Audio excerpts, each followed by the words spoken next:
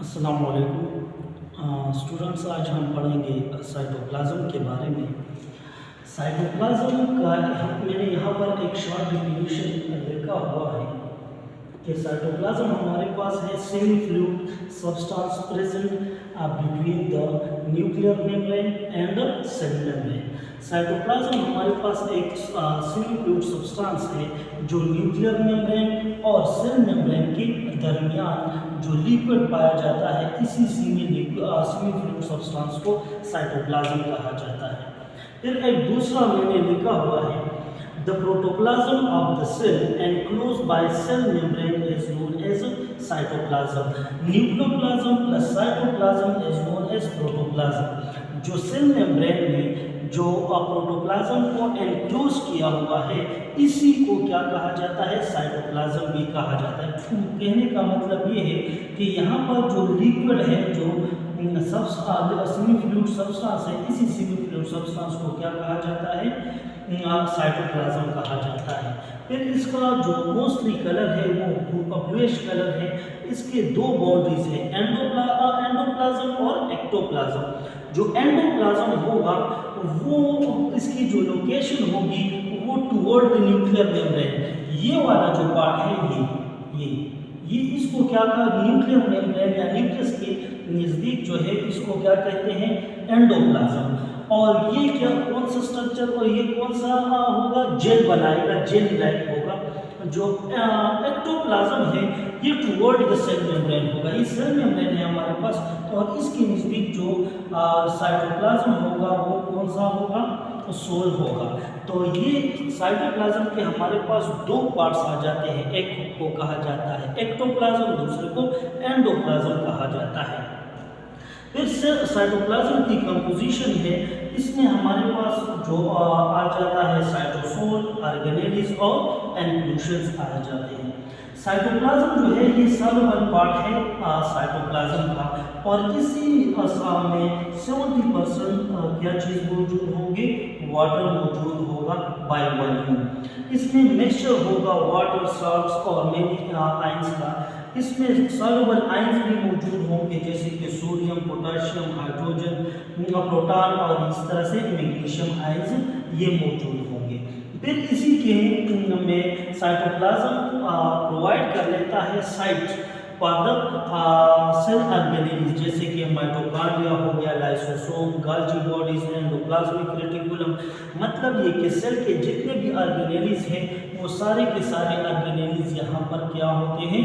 मौजूद रहते हैं। ये जगह प्रोवाइड कर लेते हैं इन्हीं साइटोप्लाज्मिक ऑर्गेनेल्स को। फिर इसी तरीके से जो इंक्लूजन है ये नॉन मेम्ब्रेनस का मतलब ये है कि यहाँ पर साइटोस्केलेटन भी मौजूद होगा। इस तरीके से यहाँ पर क्या होंगे? साइटोस्केलेटन भी इसके अंदर इस साइटोप्लाज्म में मौजूद होगा, और यही साइटोस्केलेटन जो है ये नॉन मेम्ब्रेनस है, और ये क्या कर लेता है? सेल को एक स्पेसिफिक स्ट्रक्चर प्रोवाइड कर लेता है। अब जब no metabolic processes, lipid droplets इसमें होंगे, स्टोर ग्लाइकोजन इसमें होगा।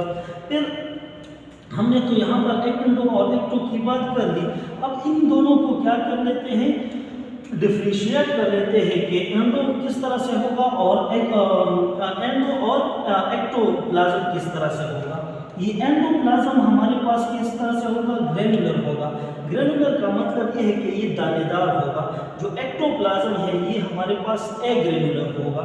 ये इनर लेयर होगा और ये क्या होगा? आउटर। जैसे कि मैंने डायग्राम में भी दिखाया है, एक एंडो क्या है? अंदर की तरफ है, और एक्टो जो है वो बाहर की तरफ। ये एंडो क्या होगा? लेस विस्कस होगा, और ये एक्टो जो है ये मोर विस्कस होगा। अच्छा, फिर इसकी कर लेते हैं फंक्शन ऑफ साइटोप्लाज्म। इसका एक मेन फंक्शन ये है कि ये सेल को क्या प्रोवाइड कर लेता है? स्पेसिफिक शेप जो है ये प्रोवाइड कर लेता है। अगर इससे हम ये वाटर निकाल लेना, तो वाटर निकालने की वजह से ये क्या हो जाता है? श्रिंक हो जाएगा ये, और फिर इसी सेल्स का जो स्पेसिफिक शेप है वो नहीं रह जाता। तो इसी वजह से इसमें 70% जो है वो वाटर मौजूद है, और इसी वाटर की प्रेजेंस की वजह से ये क्या कर लेता है? एक स्पेसिफिक शेप प्रोवाइड कर लेता है। फिर transport of material, transport of material से मतलब ये है, जो पहले कर लेते हैं ग्लाइकोलाइसिस। ग्लाइकोलाइसिस में हमने ये पढ़ा हुआ है कि C6H12O6, ये ग्लूकोज जो है वो टूटेगा 2-पायरोइक एसिड में। किस चीज़ में?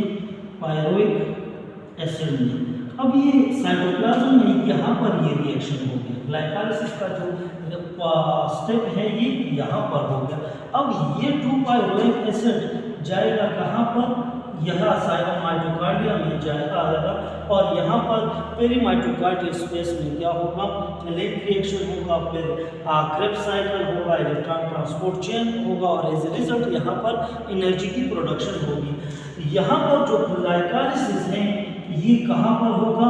सेल के साइटोप्लाज्म में ही होगा, सेल के साइटोप्लाज्म में। अच्छा, फिर ये साइटोप्लाज्म का काम ये है कि ये ट्रांसपोर्ट कर लेता है पायरोइक एसिड को, जितने भी हार्मोन्स हैं, एंजाइम हैं, वो यहाँ से यहाँ तक ट्रांसपोर्ट किए जाते हैं। मतलब ये ट्रांसपोर्टिंग मीडियम भी प्रोवाइड कर लेता है। डिसॉल्व वेस्ट मटेरियल, जितने भी सेल के अंदर मेटाबॉलिक रिएक्शन होते हैं और इससे जो मेटाबॉलिक वेस्ट निकलता है in the form of carbon dioxide and the form of uric acid, तो ये चीज़ें जो है वो क्या करेंगे? डिसॉल्व हो जाएंगी और हमारे सेल से बाहर निकालने में भी मदद देगी। साइटोप्लाज्मिक ऑर्गेनेलीज, साइटोप्लाज्मिक ऑर्गेनेलीज को ये जगह प्रोवाइड कर देती है, जैसे माइटोकॉन्ड्रिया है, यहाँ पर क्या होंगे?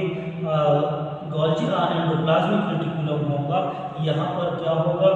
गोल्जी बॉडीज होगी। तो इन ऑर्गेनेलीज को ये क्या प्रोवाइड कर लेता है? साइट जो है जगह प्रोवाइड कर लेता है। फिर pseudopodia formation and amoeba, amoeba अगर देखा जाए तो ये हमारे पास किसी तरीके से एक इर्रेगुलर बॉडी है। अब जब भी ये मूवमेंट, इसी को क्या कहा जाता है? सूडोपोडिया, सूडोपोडिया, ये हमारे पास क्या है? सूडोपोडिया है। अब एक चीज़ मैंने यहाँ पर बतानी थी ना कि ये जो जेल है ये कन्वर्ट हो जाता है सोल में, और सोल जो है ये कन्वर्ट हो जाता है किस चीज़ में? जेल में। मतलब ये कि ये एंटर कन्वर्टेबल है। कब ये एंटर कन्वर्टेबल है? कि ये हमारे पास क्या है? सोल है, और ये क्या चीज़ है? जेल। अब ये सोल जो है ये जेल यहाँ से यहाँ पर जाएगा, सोल यहाँ से यहाँ पर आएगा, और इसी सोल और जेल के एंटर कन्वर्जन होने की वजह से ये जो सूडोपोडिया है ये क्या करेगी? ये इसी तरीके से अपने आप को एलांगेट करती जाएगी और जो मूवमेंट है साइटो अमीबा का वो पॉसिबल बनाएगी due to the interconversion of sol and jail.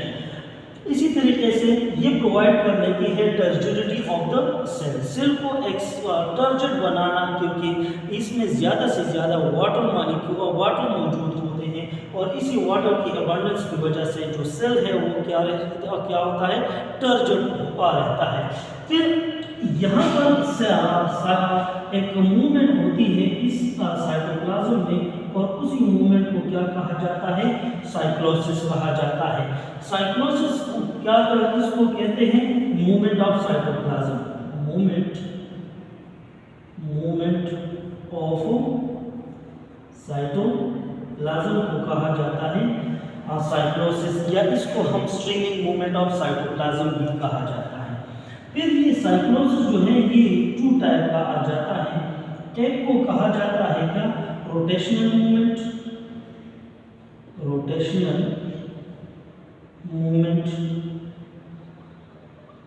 और दूसरे को कहा जाता है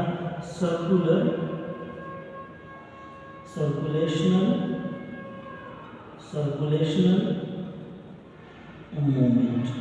एक है रोटेशनल मूवमेंट और दूसरा है सर्कुलेशनल मूवमेंट। जो रोटेशनल मूवमेंट होगा वो हमारे पास किस तरह से होगा? यूनिडायरेक्शनल। ये किस तरह से होगा? यूनिडायरेक्शनल होगा। मतलब ये कि ये एक ही साइड्स पे ही मूवमेंट करेगा। जैसे कि यहाँ पर ये माइटोकॉन्ड्रिया है, ये मूवमेंट कर लेती है। चलो ये माइटोकॉन्ड्रिया है, ये इसका जो मूवमेंट है वो क्या है? वो मालूम है, और ये रोटेशनल है। ये माइटोकॉन्ड्रिया इर्द गिर्द घूमती रहती है, इसको यूनिडायरेक्शनल कहा जाता है। जो सर्कुलेशनल मूवमेंट है, साइटोप्लाज्म में क्या मौजूद होते हैं, छोटे छोटे वेक्यूल जो है वो मौजूद होते हैं। अब ये वेक्यूल इस तरीके से भी क्या कर लेते हैं, मूवमेंट करते हैं, और ये एक साइड पे ये इस तरीके से क्लॉकवाइज, दूसरी साइड में ये क्या है, एंटी क्लॉकवाइज। तो ये इसको कहते हैं सर्कुलेशनल मूवमेंट। और ये सर्कुलेशनल मूवमेंट जो हमारे पास आएगा, ये कौन सा मूवमेंट होगा, ये मल्टी डायरेक्शनल होगा, मल्टी डायरेक्शनल। अब दो किस्म के मूवमेंट साइक्लोसिस हमने पढ़ ली, एक है रोटेशनल और दूसरा क्या है, सर्कुलेशनल मूवमेंट। और इसी मूवमेंट की वजह से जो साइटोप्लाज्म है ये क्या कर लेता है, मूवमेंट कर लेता है। अच्छा जी, ये तो हमने इसके बारे में थोड़ा बहुत बता दिया अबाउट द साइटोप्लाज्म। अगर फिर भी कोई क्वेश्चन या कोई कंफ्यूजन है अकॉर्डिंग टू द साइटोप्लाज्म तो प्लीज़ कमेंट बॉक्स में क्वेश्चन कर लें। Thank you.